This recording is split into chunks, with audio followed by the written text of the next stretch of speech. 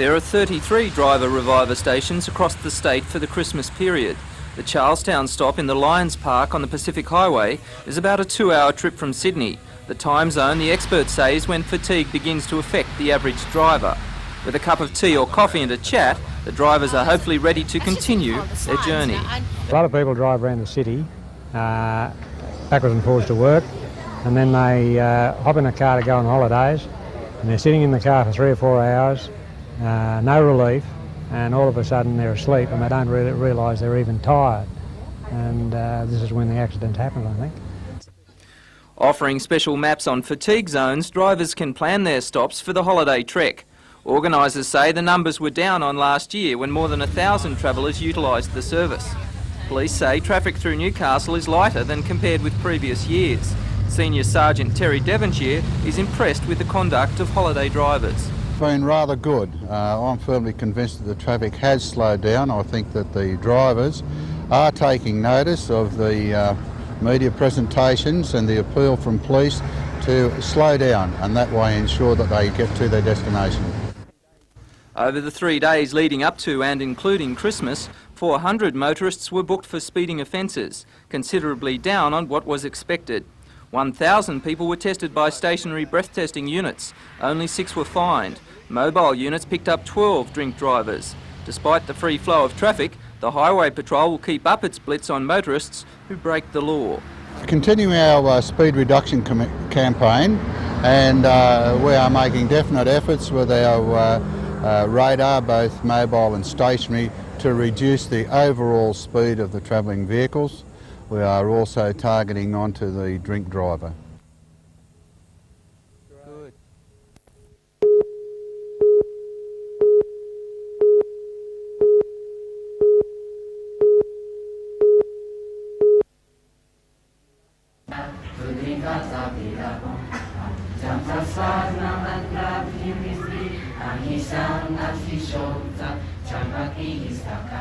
The students from Tarnagara Junior High are participating in a special homestay project in the Hunter, living in Australian homes and learning local culture.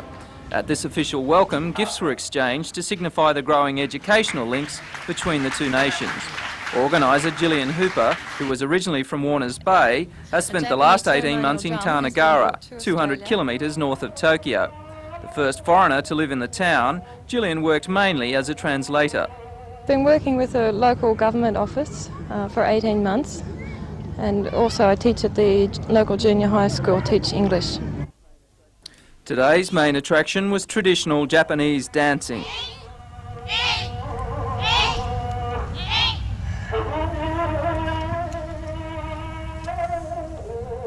It's the first time I believe that an Australian, a Japanese ceremonial drum has been brought to Australia.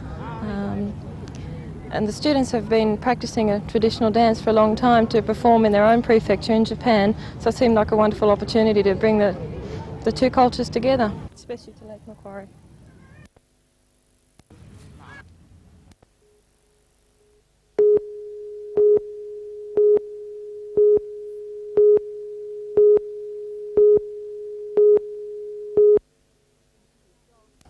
These two dogs were allegedly found without food and water in the backyard of a home in Hamilton North.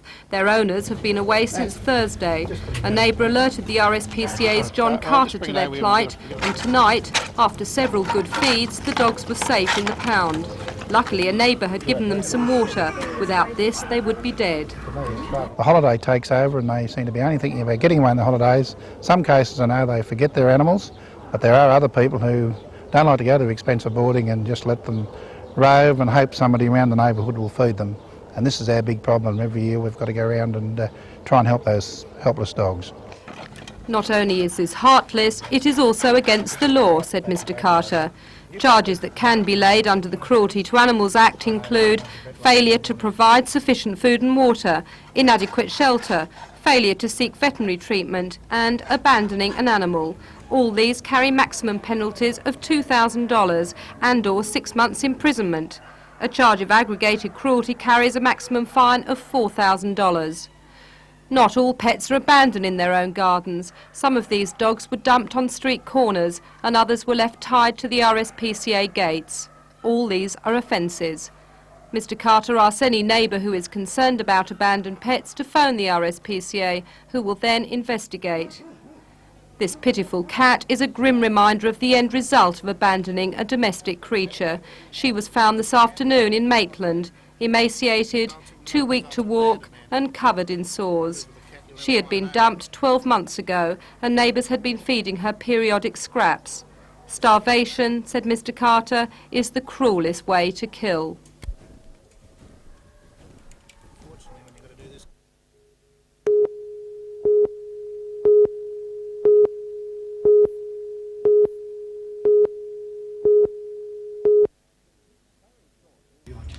Barry Joy has been Newcastle Secretary for 8 years, and the challenge by organiser John Allen is the first he's had to face. The two have become bitter rivals, understandable in view of the fact that both are also up for election as organisers. The loser would be out on the job market. John Allen's claim to have been locked out of the TWU offices at Hamilton was confirmed today by Barry Joy, who said there was good reason. It was because, in my opinion, that the offices needed to be secured in the interest of the membership, and to assist Mr Allen, I've been able to have locks placed on my secretary's door and my office door, and this has allowed him access to the top floor. And on the subject of country trips away by officials, John Allen had the union's finance committee delay a North Coast tour by Barry Joy, claiming it would be electioneering. Barry Joy denies this. Finance committee is mainly consisting of the McLean team, and that the allegations by John Allen are completely unfounded. In fact, he himself went on a country itinerary and only just completed it on the 23rd of December. And the Transport Workers Union members have always been serviced year in and year out, January, February and March of each year. The union's 6,500 members in the Newcastle branch will cast their votes between mid-February and the 3rd of March. No doubt the sparring match leading up to the poll can only become more intense.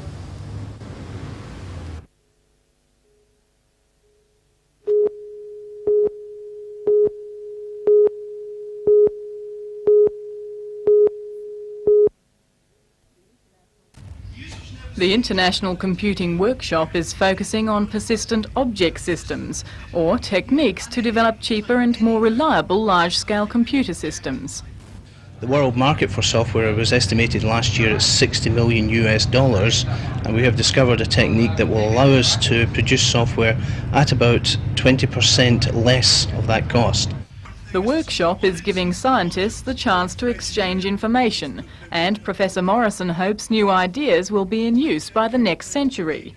But while it takes time to develop new techniques, there are some who feel Australia's computing industry is in a sad state. Computer systems, such as those used for banking or airline reservations, are often large and complex to develop, perhaps involving hundreds of people working for many years. As a result, they're unreliable. Most people would have found the annoyance of going into the bank and finding they can't withdraw because the computer's down. And so we're looking at techniques to develop more reliable methodologies for building these very large computer systems in a shorter time and with less errors. Despite the fact some Australian research is regarded as outstanding by overseas visitors, Dr. Rosenberg says computer science funding in this country is not good. As a result, he says many graduates are lost to jobs overseas and work is hampered. I worry very much that Australia relies far too much on overseas technology when we do have the capability to develop our own. Fine, thank you.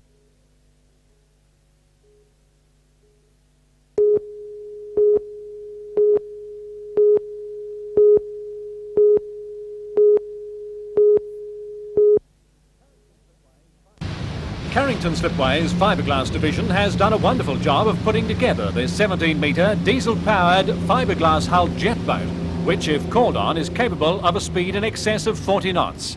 Today's trials of radio and navigation equipment and automatic pilot were successful. The vessel only needs some final fitting out back at Tomago. Named the Sid Guthrie after a National Safety Council board member, the vessel was designed especially for work in the shallow shoals off Darwin. the bulbous rubber flotation air tanks running from the bow along each gunnel and the upright fiberglass superstructure give the boat its unusual shape. But skipper Max Mansfield explains therein lies the vessel's strengths. The basic shape's aerodynamic, and for the rollover capability it's got to have the large cabin which is full of foam to make it self-righting. That's why the ugly looks. You can't have a boat that looks good and be self-righting in the same place. And it looks a bit like a rubber ducky, the big black inflatables each side. Well, the fender's for two reasons. It's nothing to do with flotation, it's all stability. Usually you'll find you can go through a seas, say 2-3 metres, and it will cushion, like a cushion of air will get underneath the bladder and it'll cushion. I've been through seas 4 or 5 metres in the Dorothy G. Hobson and it went through it no problem. It's the best seaboat I've ever been in my life. On board is the latest in computerised satellite navigation equipment and radios to communicate on every possible marine frequency. Accommodation is basic but functional to allow for extended search and rescue operations. It'll come in especially handy when the Sid Guthrie leaves for Darwin on Friday, taking about a week to get there at its cruising speed of 24 knots.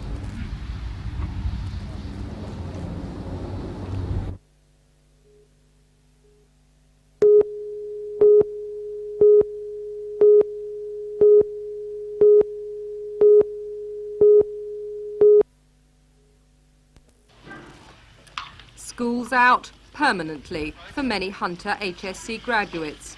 Many high score achievers are opting for manual jobs rather than face a tertiary classroom next month. And this lack of education could stunt the potential growth of Newcastle, according to the Hunter Institute's head of technology, Dr. Roger Caldwell. Industry started in Newcastle in the Hunter region and spread throughout Australia. I believe that there's a good chance that with artificial intelligence developments, with expert systems, computer integrated manufacture, and all of these latest developments, it could mean that the Hunter region, the Hunter Valley, could become the Silicon Valley of Australia. University of Newcastle Deputy Vice-Chancellor, Professor Michael Carter, explained why the Hunter desperately needs the equity project. The region just hasn't had the resources put into it that the capital cities have. Our history has been one of deprivation, if you like. The whole point is that the attitudes aren't there, and our project is concerned to encourage people, many of whom undoubtedly have great ability, to aspire towards higher education and to do the right studies at schools which will enable them to gain entry. The project team, employed on a $60,000 grant, will target disadvantaged groups, which include women, Aborigines, the disabled and students from country areas. Research has shown that last year, less than 42% of Hunter HSC students went on to further study, and this figure dropped to 20% in the coalfields area. Once the university-based team has identified the students most in need of encouragement, they plan to devise individual methods of support. In fact, it's a huge job because what's involved is changing people's aspirations.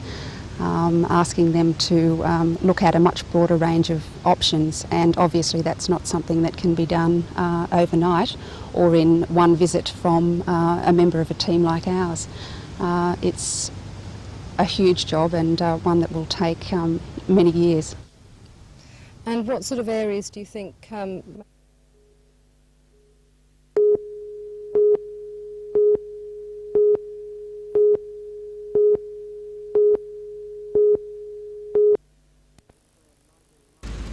Tram 1995 made its last paying trip in February 1961.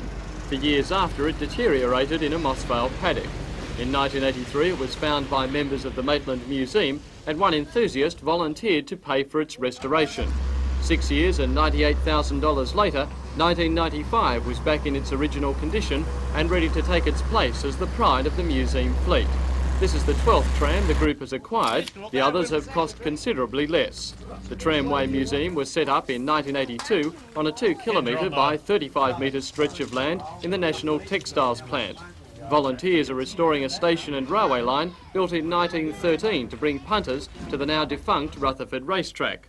The museum is open Sundays, and according to Secretary Jack Nyman, the trams are attracting a growing number of visitors. Part of it is just that people have a lot of fond memories. People have a lot of fond memories of travelling somewhere by tram. One lady said to me at another museum My husband proposed to me on one of these. Soppy, but it meant a lot to her.